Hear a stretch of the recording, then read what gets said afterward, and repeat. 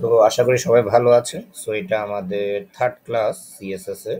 তো আজকের ক্লাসটা আমরা মূলত প্যাডিং আর মার্জিন দিয়েই শুরু করছি, যেহেতু এর আগের ক্লাসে আমরা বেসিকটা জানিয়েছিলাম, তো অনেকের কনফিউশন ছিল। তো আজকের ক্লাসে আমরা মূলত সেই কনফিউশনটা ক্লিয়ার করব।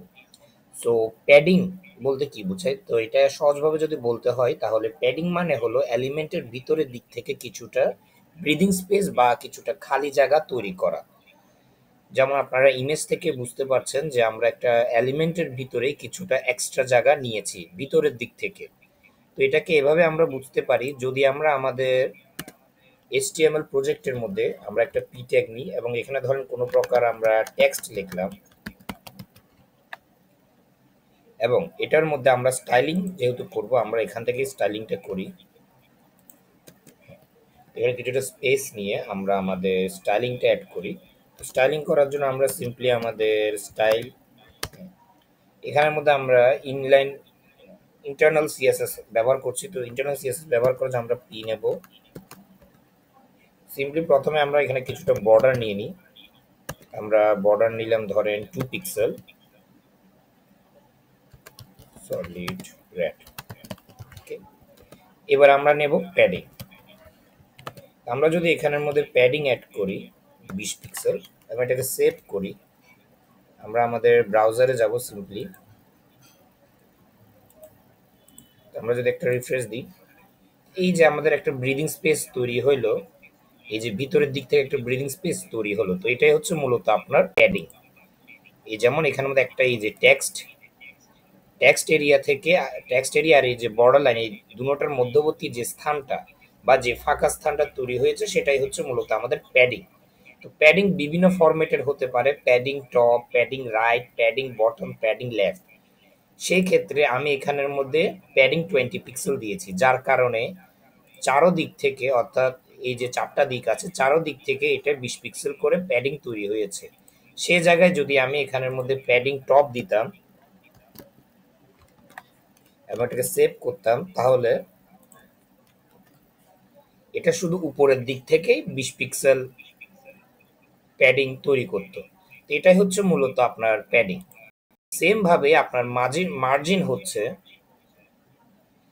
এলিমেন্টের এলিমেন্টের বিভিন্ন এলিমেন্টের বাইরে বা ধরেন দুটি এলিমেন্টের মধ্যবর্তী যে ফাঁকা স্থানটা, সেটাই আমরা মূলত মার্জিন দ্বারা ডিফাইন করি। তো এটাকে এভাবে করা যায় যে আমরা এখানে যদি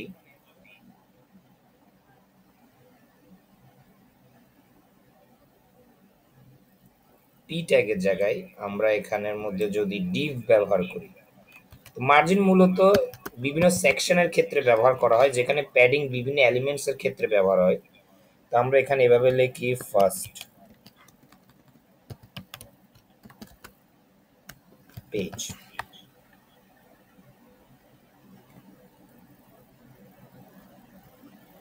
আমরা এখানে লিখলাম ফার্স্ট পেজ, এটাকে আমরা ডিভ দিয়ে ক্লোজ করে দেব। এরপরে আমরা এখানের মধ্যে আরো কিছু অ্যাড করতে পারি। আমি এটাকে কপি করে নিচ্ছি, এখানে লিখলাম লাস্ট। ওকে, মূলত আমরা এখানের মধ্যে বিভিন্ন সেকশনের ক্ষেত্রে এটা ব্যবহার করতে পারি। তো এখানের মধ্যে আমরা এই পার্টিকুলার পার্টটুকু বাদ করে দিই। এখানের মধ্যে আমরা নেব এবার ডিভের মধ্যে আমরা আমাদের যাবতীয় জিনিসগুলো অ্যাড করি। প্রথমে আমরা একটা বর্ডার নিই। তো বর্ডার নিলাম আমি 2 পিক্সেল, আগের মতোই আমরা জাস্ট সলিড রেড নিই। এরপর আমরা নেব মার্জিন। তো মার্জিন আমি এখানে 30 পিক্সেল নিয়েছি। সো এটাকে আমরা সেভ করে এবার ব্রাউজারে দেখি।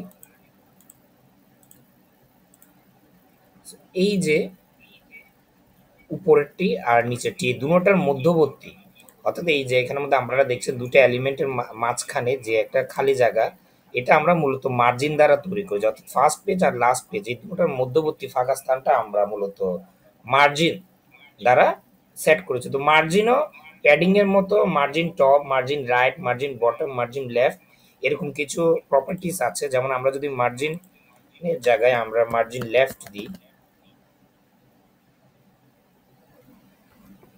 আমরা স্ক্রোল মার্জিন দিয়েছি, তো আমরা মার্জিন লেফট দিই। ওকে, এবং এটাকে আমরা সেভ করি।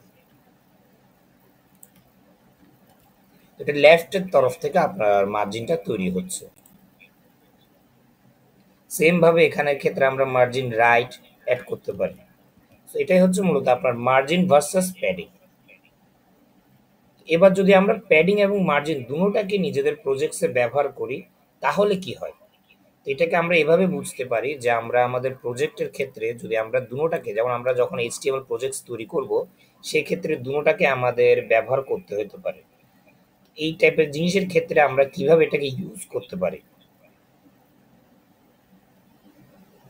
এটাকে আমরা আরো সহজভাবে করতে পারি যে আমরা এইটাকে আপাতত বাদ করে দিই, আমরা এখান থেকেই করি। তো এখানে অলরেডি ফার্স্ট পেজ লেখা আছে, তো আমি এখানে লিখলাম ধরেন প্যাডিং ভার্সেস মার্জিন।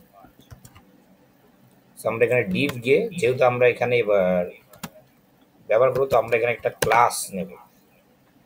প্রফেশনাল ক্ষেত্রে আমাদেরকে ক্লাস ডিফাইন করে কাজ করলেই ভালো। তো আমরা ক্লাস নিলাম। আমরা এবার সিএসএস এর ক্ষেত্রে আমরা সিম্পলি ক্লাসটাকে আগে উল্লেখ করব, ক্লাসের ভ্যালুটাকে। তো ক্লাসের ভ্যালু উল্লেখ করার পর আমরা এখানের মধ্যে আমাদের যাবতীয় জিনিসগুলো, যেমন ধরেন বর্ডার, প্রত্যেকবারের মতো আমরা বর্ডার নিলাম ধরেন 3 পিক্সেল সলিড রেড। এরপর নিলাম আমি প্যাডিং, প্যাডিং নিলাম আপনার 20 পিক্সেল, মার্জিন 40 পিক্সেল। ওকে, এবার এটাকে আমরা সেভ করলাম। সেভ করার পর যদি আমরা আমাদের প্রজেক্টে যাই, এটা কিছুটা এরকম ভাবে দেখাচ্ছে। মূলত আমরা আমাদের প্রজেক্টের ক্ষেত্রে দুটোটাকেই ব্যবহার করতে হবে যখন আপনারা প্রজেক্টস তৈরি করবেন। শুধু আমাদের মনে রাখতে হবে প্যাডিং হচ্ছে এলিমেন্টের ভিতরের দিক থেকে কিছুটা ব্রিদিং স্পেস, যেখানে মার্জিন হচ্ছে এলিমেন্টের বাইরের দিক থেকে কিছুটা ব্রিদিং স্পেস। তো এটাই হচ্ছে মূলত আপনার প্যাডিং এবং মার্জিনের বৈশিষ্ট্য। এটাকে আরো একটু প্র্যাকটিস যখন করবেন আপনারা আপনাদের প্রজেক্টের ক্ষেত্রে, তখন আপনাদের জন্য এটা আরো একটু সহজ হবে। তো আশা করি এতটুকু বোঝা গিয়েছে। তো আজকে আমরা আমাদের মূল ক্লাসটা স্টার্ট করব, যেটা আমাদের এইচ সিএসএস এর থার্ড ক্লাস, যেটা মূলত। সো আমরা এটা ক্রস আউট করে যাই।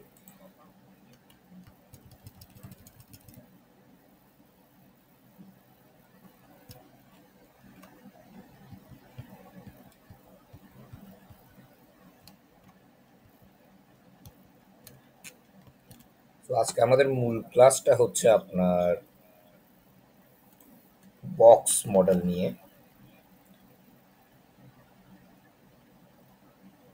আজকে আমাদের মূল ক্লাসটা হচ্ছে যে আপনার বক্স মডিউল নিয়ে, যে মানে বক্স এলিমেন্টসগুলো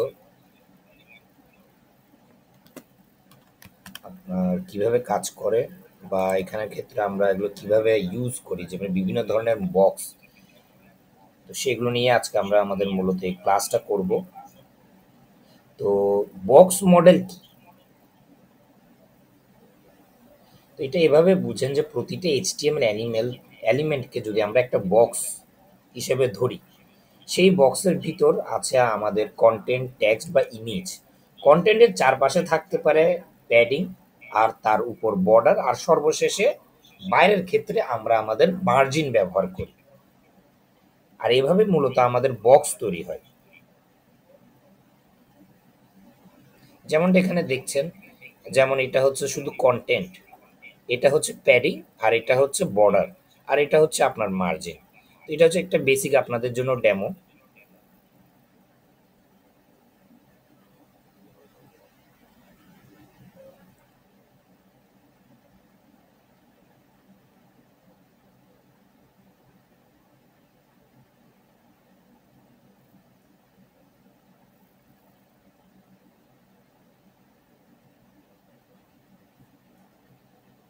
যেখানে কন্টেন্টটা আমাদের এখানে আছে, সেখানে যখন আমরা প্যাডিং ব্যবহার করলাম, তখন আমরা আমাদের কন্টেন্টটাকে সেন্টারের মধ্যে আনতে পারলাম। এবং এখানে মধ্যে আমরা বর্ডার লাইন ব্যবহার করে এটাকে আরেকটু আকর্ষণীয় করতে পারলাম। যেখানে আমরা মার্জিন ব্যবহার করে বাইরের দিকে কিছুটা এক্সট্রা স্পেস অ্যাড করতে পারলাম। তো এটাকে আমরা আরো এখানের মাধ্যমে বুঝি, আমাদের প্রোগ্রামের মাধ্যমে।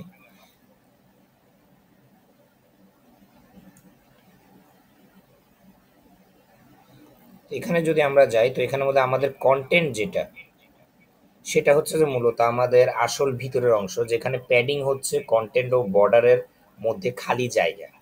বর্ডার প্যাডিং বা কন্টেন্টকে ঘিরে রাখার একটা আবরণ। যেমন এই যে বর্ডার, এটা হচ্ছে আমাদের কন্টেন্ট আর প্যাডিং এর চারিদিকে একটা আবরণ, যেখানে মার্জিন হচ্ছে এলিমেন্ট এবং অন্যান্য এলিমেন্টের মধ্যকার দূরত্ব। যেমন এখানে আমরা মার্জিন প্রয়োগ করার কারণে আমাদের এখানে কিছু দূরত্ব তৈরি হয়েছে এলিমেন্টস এর মধ্যে, যেখানে আগে কোনো কিছু না থাকে এটা একদম উপরের দিকে বা হয়তো রাইট লেফটের দিকে থাকতো। সেক্ষেত্রে আমরা যখন এখানে সিএসএস গুলোকে অ্যাপ্লাই করলাম তখন আমাদের এগুলো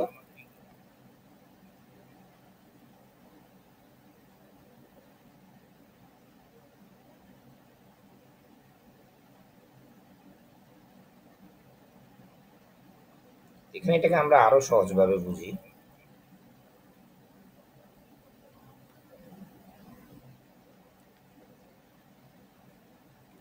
তো আশা করি এতটুকু তো বোঝা গিয়েছে। তো আমরা এবার একটা আমাদের নিজেদের ফাইল তৈরি করব, যেখানের মধ্যে আমরা এর আগে আমরা এক্সটার্নাল ব্যবহার করেছি, এবার আমরা ইনলাইন না করে ইন্টারনাল সিএসএস ব্যবহার করে আমরা আমাদের একটা এইচটিএমএল প্রজেক্ট তৈরি করি, বুঝতে আরো সহজ হবে। তো আমি এটার নাম দিলাম ধরেন বক্স মডেল ডেমো। ওকে, সো ক্লাস চলছে আমাদের। হ্যাঁ, আমাদের ক্লাস চলছে। সো এখান থেকে আমি প্রথমেই কি করব, আমরা বডি অপশন সেকশন থেকে আমরা কিছুটা এখানে আগে একটা নাম দিই। তো আমি এটার H1 ট্যাগে এটার নাম দিলাম ডেমো, বক্স মডেল ডেমো। ওকে, নাম দিলাম। এর পরবর্তীতে আমরা এখান থেকে সেকশন, যেহেতু আমরা সেকশনস নিয়ে কাজ করছি, আমরা এখানের মধ্যে ডিভ ব্যবহার করব। যেমন প্রজেক্টসের ক্ষেত্রে ডিভটা প্রচুর ব্যবহার করা হয়, তো আমরা ডিভ দিয়েই করছি। তো আমরা এটাকে এভাবে করে নিই। তো ওই ডিভটার আগে আমি একটা ক্লাস ডিফাইন করে দিই। আমি এটার ক্লাস দিলাম ধরেন ডেমোই দিই। তো এবার এখানের মধ্যে আমরা আমাদের যাবতীয় জিনিসগুলো অ্যাড করি, সেটার জন্য আমরা এখানে আরো একটা সেকশন বানাই। আমরা ডিভ নিই এবং ডিভের মধ্যে এখানে লিখলাম যে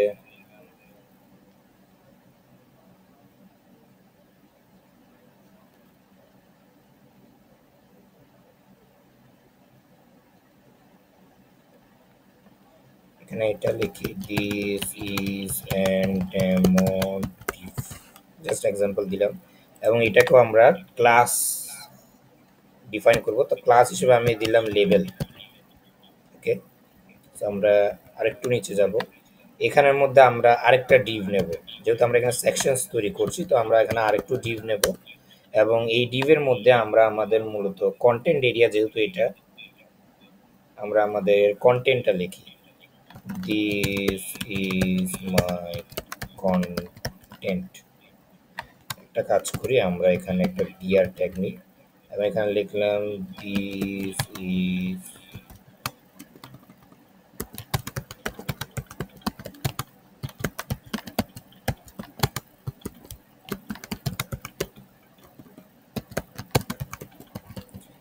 এটা মূলত আমরা এভাবে ডিজাইন করলাম কিছুটা। তো এটার মধ্যেও প্রতিবারের মতো আমরা এটাকে একটা ক্লাস দিয়ে ডিফাইন করব। এটার আমরা ক্লাস দিলাম ধরেন কন্টেন্ট বক্স, আমরা এটা নাম দিলাম কন্টেন্ট বক্স। তো এই হয়ে গেল আমাদের একটা সুন্দর সেকশন, যেখানের মধ্যে আমরা চাইলে আমাদের সেকশনের নিচের দিকে একদম আমরা এখানের মধ্যে একটু নিচে যাই, আমরা এখানে একটা পি ট্যাগ নিতে পারি, যেখানে আমরা কপিরাইট অ্যাড করতে পারি।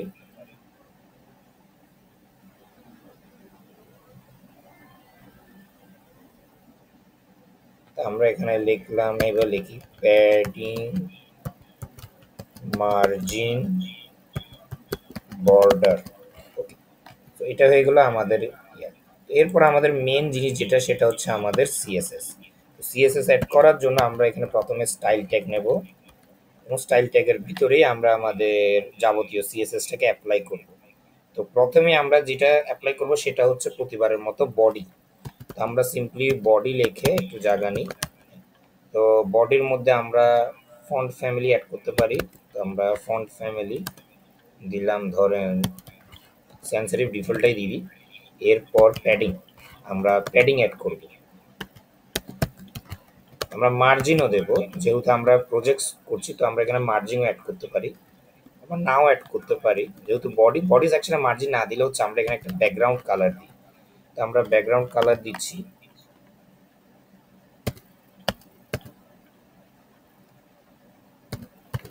আমরা এখানে একটা কালার দিলাম। ওকে, সো এরপরে আমাদের পরবর্তী যেটা সেটা হচ্ছে আমাদের ডেমো।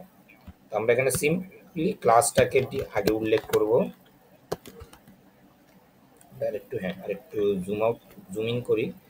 এখানে আমরা এবার আমাদের যাবতীয় সেকশনটাকে একটু ডিজাইন করব। আমরা এখানে উইডথ দিলাম ধরেন 300 পিক্সেল। সেকশনটাকে আরেকটু বড় করার জন্য আমরা এখানে একটা ব্যাকগ্রাউন্ড কালার দিলাম ধরেন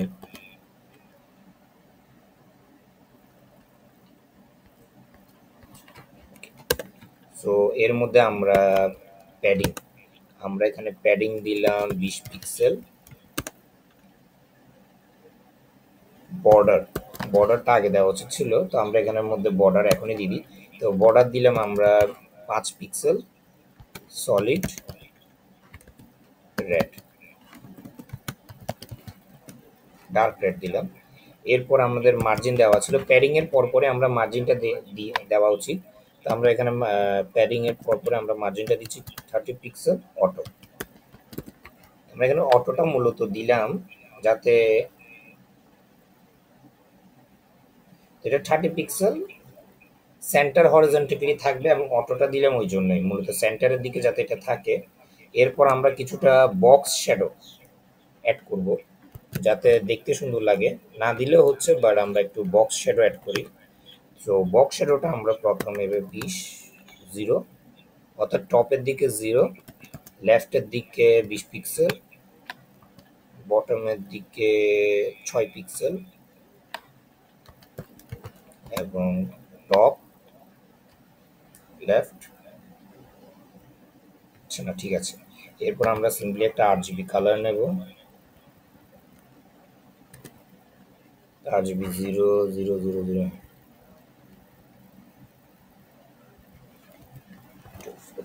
আমাদের কালার রেডি। এর পরবর্তী আমাদের কি আছে, এর পরবর্তী আছে আমাদের লেবেল।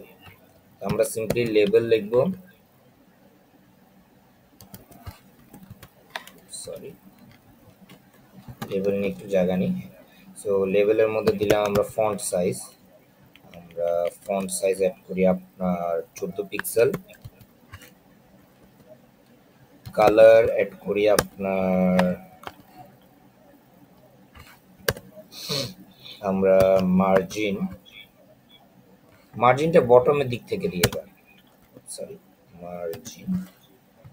আমরা মার্জিনটা বটমের দিক থেকে 8 পিক্সেল দিচ্ছি। ফুল মার্জিন না দিয়ে আমরা নিচের দিক থেকে একটু এক্সট্রা জায়গা অ্যাড করতে চাচ্ছি। এর আগের ক্ষেত্রে আমরা মার্জিনটা সব দিক দিয়ে দিয়েছি যে আমরা সব দিক থেকে 30 পিক্সেল নিতে চাচ্ছি, বাট এই ক্ষেত্রে আমরা নিচের দিক থেকে 8 পিক্সেলটা নিতে যাচ্ছি। আমরা 8 পিক্সেলটাই নিলাম। এরপর আমরা আমাদের পরবর্তী হচ্ছে যে কন্টেন্ট বক্স। তো আমরা সিম্পলি কন্টেন্ট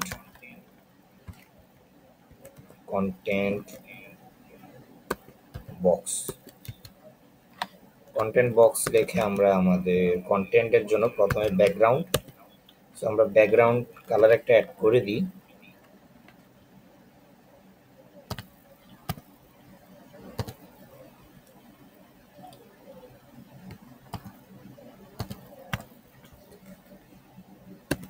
এরপর আমরা প্যাডিং অ্যাড করব ইউজুয়ালির মতো। তো আমরা এখানে প্যাডিং দিলাম আপনার 10 পিক্সেল।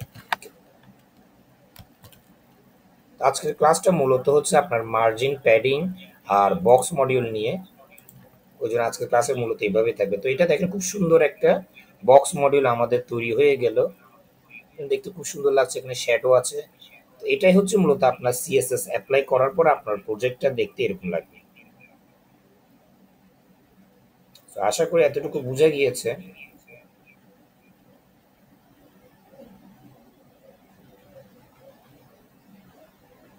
তো কিছু শর্ট এন্ড ডিটেলস আপনাদেরকে দিয়ে রাখতে চাই প্রপার্টিসের ক্ষেত্রে, যেটা আমরা এখানে সিএসএস এর মধ্যে করি। যেমন ধরেন আমরা প্যাডিং এর যদি কিছু রুলস ব্যবহার করি, যেটা মূলত প্যাডিং এবং মার্জিন দুটোটার ক্ষেত্রে ব্যবহৃত হয়। তো আমরা এখানে লিখি প্যাডিং অ্যান্ড মার্জিন। সো দুটোটার ক্ষেত্রে সেম রুল অ্যাপ্লাই হয়। তো আমি প্যাডিং দিয়ে দেখাই। মূলত আপনি যদি প্যাডিং ব্যবহার করেন, তো প্যাডিং 10 পিক্সেল যদি আমি লিখি, প্যাডিং 10 পিক্সেল মানে চারোদিক থেকে 10 পিক্সেল জায়গা ভিতরের দিক থেকে, মানে ভিতরের দিকে চারদিকে, ভিতরে চারদিক থেকে আপনার 10 পিক্সেল জায়গা তৈরি হবে। সে জায়গায় যদি আমি প্যাডিং 10 পিক্সেল একটু জায়গা নিয়ে এবং লিখলাম আমি প্যাডিং 20 পিক্সেল, তো এটার মানে হচ্ছে টপ বটম 10 পিক্সেল হবে এবং লেফট রাইট 20 পিক্সেল হবে। অর্থাৎ উপরের দিকে আর নিচের দিকে 10 পিক্সেল করে জায়গা খালি হবে, যেখানে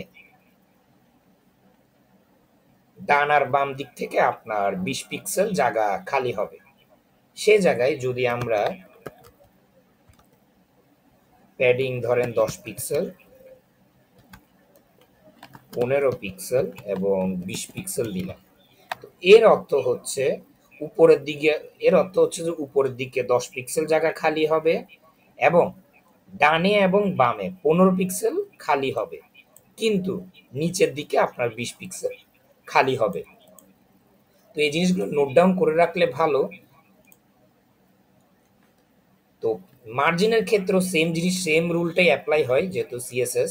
সেম ভাবে যদি আমরা প্যাডিং ধরেন 5 পিক্সেল, 10 পিক্সেল, 15 পিক্সেল এবং 20 পিক্সেল দিই, তাহলে এটার অর্থ হচ্ছে যে উপরের দিকে, তো এটার অর্থ হচ্ছে যে উপরের দিকে 5 পিক্সেল জায়গা খালি হবে, সেখানে ডান দিকে হবে যে আপনার, অর্থাৎ রাইট রাইট এরিয়াতে হবে যে আপনার 10 পিক্সেল, আর বটমের মধ্যে হবে আপনার 15 পিক্সেল এবং লেফটে হবে আপনার 20 পিক্সেল।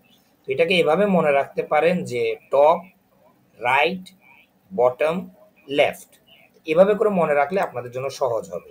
তো এটা সেম ভাবে মার্জিনের ক্ষেত্রেও অ্যাপ্লাইবল হয়।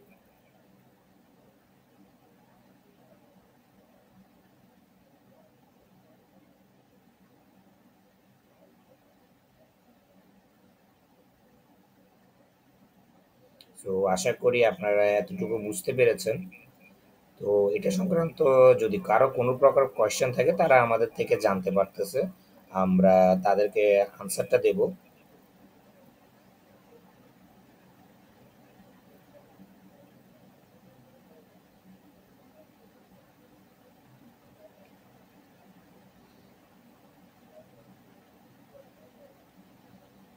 এটা ছিল যে মূলত আমাদের শর্ট এন্ড ডিটেলস। তো এর পরবর্তী যেটা, সেটা হচ্ছে আমাদের মূলত content box versus border box. তো এখানে অনেকখানি অনেকের প্রবলেম হতে পারে, যেমন আমরা যেহেতু বক্স মডেল নিয়ে বলছি, তো এখানের মধ্যে কন্টেন্ট বক্স কোনটা আবার বর্ডার বক্স কোনটা। তো এটাকে আমরা এভাবে বুঝাই যে ধরেন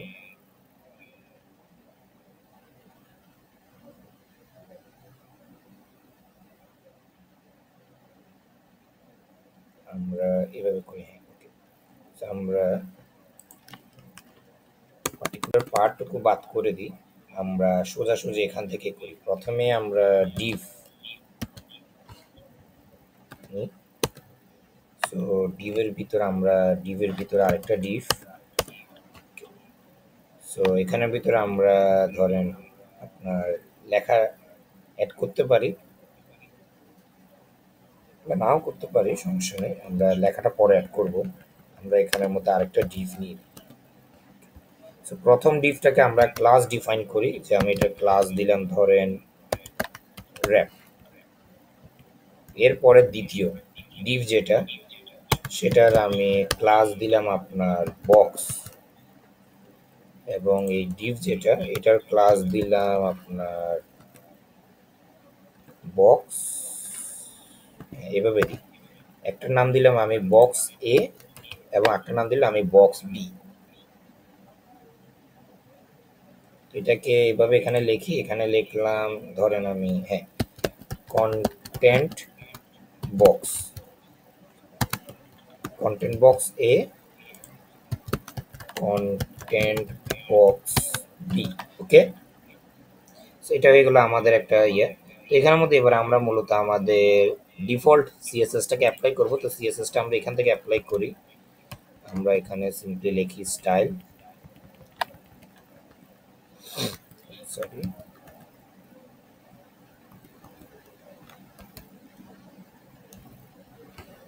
আমাদের এখানে স্টাইল নিয়ে নিলাম। তো এখানের মধ্যে আমাদের প্রথমেই আছে র্যাপ। তো আমরা কি করি, ক্লাসটাকে আগে উল্লেখ করি।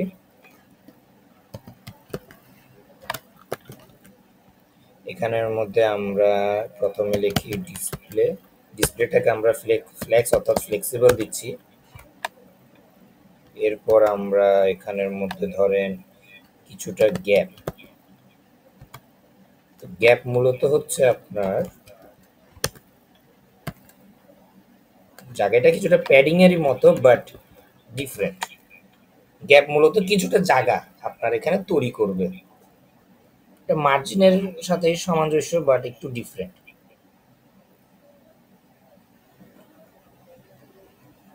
এটাও আমরা কিছুটা জানাবো। সো আমরা এখানের মধ্যে আরেকটু অ্যাড করি, যেমন ধরেন অ্যালাইনড আইটেমস। আইটেমসগুলোকে আমরা ফ্লেক্সিবল স্টার্ট দিলাম, যাতে এটা ফ্লেক্সিবল থাকে এবং শুরুর দিকেই সবগুলো থাকে ওই জন্য। এরপর আমাদের হচ্ছে আপনাদের বক্স এ। তো আমরা বক্স এ এবং তো এখানের মধ্যে আমরা চাইলে সেম জিনিস দুটো জায়গার মধ্যে অ্যাপ্লাই করতে পারি, অর্থাৎ আপনার সেম প্রপার্টিটা আমরা দুটো জায়গার মধ্যে অ্যাপ্লাই করতে পারি। সেটা করার জন্য আমরা এবার জাস্ট একটা কমা অ্যাপ্লাই করব। কমা দিয়ে আমরা সেম জিনিস দুইটা ক্লাস আছে ওগুলোর মধ্যেই মূলত অ্যাপ্লাই করছি। আমরা সিম্পলি অ্যাপ্লাই করে দিলাম। এই ক্ষেত্রে কি হলো, বক্স এ এবং বক্স বি দুটোটার মধ্যেই সেম যে সিএসএস প্রপার্টি বা সিএসএস স্টাইলিংটা আছে সেটা অ্যাপ্লাই হচ্ছে। যেমন ধরেন আমি যদি উইথ অ্যাড করি, এখানে 200 পিক্সেল দিলাম, তো সব ক্ষেত্রেই 200 পিক্সেলটা অ্যাপ্লাই হবে।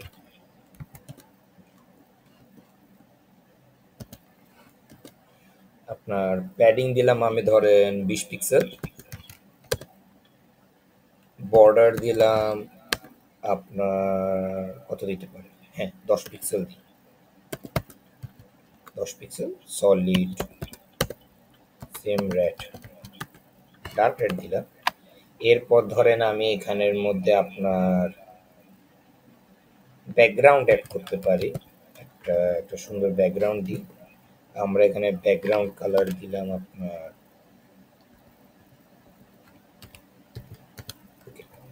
আমরা অ্যাপ্লাই করে দিলাম।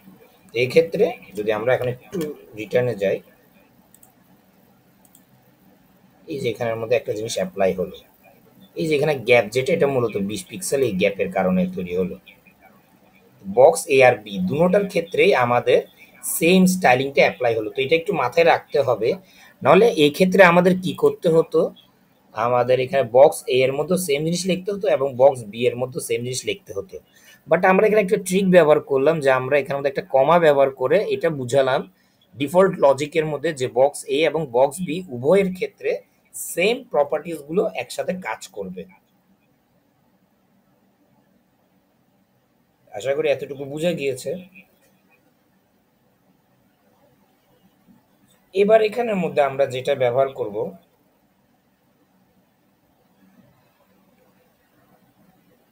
সেটা হচ্ছে আপনার কন্টেন্ট আর বক্সের ক্ষেত্রে এই যেভাবে গিয়ে আমরা এখানে জাস্ট লিখবো বক্স সাইজিং। আমরা বক্স সাইজিং এর মধ্যে গিয়ে আমরা লিখবো কন্টেন্ট বক্স। সেম ভাবে আমরা যদি এখন বক্স বি এ যাই এবং এখানের মধ্যে যদি আমরা লিখি বক্স সাইজিং আপনার বর্ডার বক্স, এটাকে সেভ করি এবং এখানে গিয়ে এখানে ক্ষেত্রে দেখেন একটা হচ্ছে যে কন্টেন্ট বক্স কিরকম দেখতে আর বর্ডার বক্স দেখতে কিরকম, দুটোটা দেখতে একটু ডিফারেন্ট হয়ে গেলে একটু আগের তুলনায়। সো এখানের মধ্যে আমরা কন্টেন্ট বক্সটা মূলত ডিফল্ট রাখছি। তো কন্টেন্ট বক্স ডিফল্ট করলে উইথ 200 পিক্সেল, এটা কেবল কন্টেন্টেরই জন্য হবে। প্যাডিং ও বর্ডার যোগ হলে টোটাল উইথ আপনার 200 প্লাস প্যাডিং প্লাস বর্ডার ওরকম। তো আমরা এখানে টোটাল যদি করি, সেটা হচ্ছে আপনার টোটাল আসতেছে 260 পিক্সেল। অর্থাৎ আমার এই পুরো কন্টেন্ট বক্স যেটা, এটাও টোটাল 260 পিক্সেলের, যেখানে বর্ডার আর প্যাডিং সহ যোগ করে। যেখানে বর্ডার বক্স হলে, যেখানে আমাদের এই যে বর্ডার বক্স এটা, তো এই বর্ডার বক্সটা, তো এটাকে আমরা কন্টেন্ট বক্স লিখেছি, তো আমরা এটাকেও ঠিক করে দিই। আমরা এখানে কন্টেন্ট বক্স না, এটাকে আমরা দিই বর্ডার বক্স।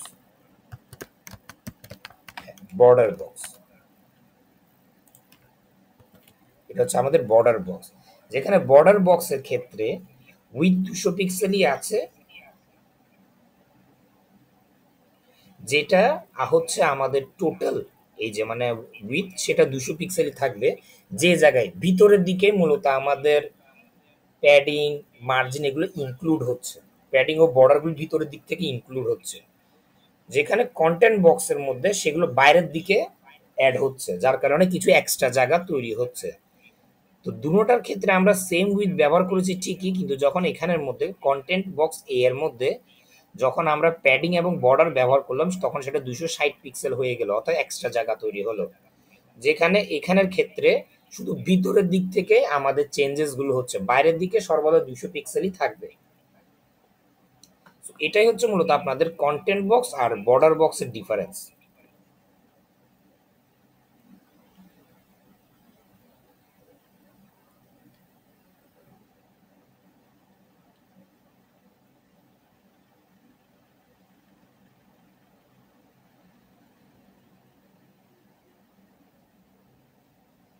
তো যখন আপনারা মূলত রেসপন্সিভ ডিজাইন তৈরি করবেন, তো আপনাকে এটা অ্যাডভাইস দিয়ে রাখি, যখন আপনারা রেসপন্সিভ ডিজাইন তৈরি করবেন তখন সর্বদা বর্ডার বক্স ব্যবহার করবেন। পারতপক্ষে কন্টেন্ট বক্স ব্যবহার না করলেই ভালো। বর্ডার বক্সটা আপনার জন্য ভালো প্রেফার হবে, যেহেতু আপনারা বিভিন্ন গ্লোবাল কাজের ক্ষেত্রে আপনারা বর্ডার বক্সটাই প্রেফার করুন। কন্টেন্ট বক্সও ব্যবহার করতে পারেন, এটা না যে এটা ব্যবহার করা যাবে না, এটা ব্যবহার করতে পারেন। সেই ক্ষেত্রে আপনাদের কিছু জিনিস খেয়াল রাখতে হবে, যেমন আপনাদের এখানে ডিজাইনের ক্ষেত্রে আপনাদের এই যে সাইজ ইনক্রিজ হচ্ছে, সেটাকে ওভাবে ক্যালকুলেট করে আপনাকে করতে হবে বা ব্যবহার করতে হবে। যে জায়গায় বর্ডার বক্সের ক্ষেত্রে সেই প্রবলেমটা আমাদের ফেস করতে হয় না। সো আশা করি এতটুকু বুঝে গিয়েছে। তো পরবর্তী ক্লাসের মধ্যে আমরা আপনাদেরকে ইনলাইন ব্লক স্পেসিং এগুলোর মধ্যে কিছুটা পার্থক্য, একটা মানে ধারণা দেব, এবং সেগুলো নিয়ে আমরা আমাদের প্রজেক্টসগুলোতেও ইউজ করব। সো আজকের ক্লাসটা এতটুকুই থাকবে।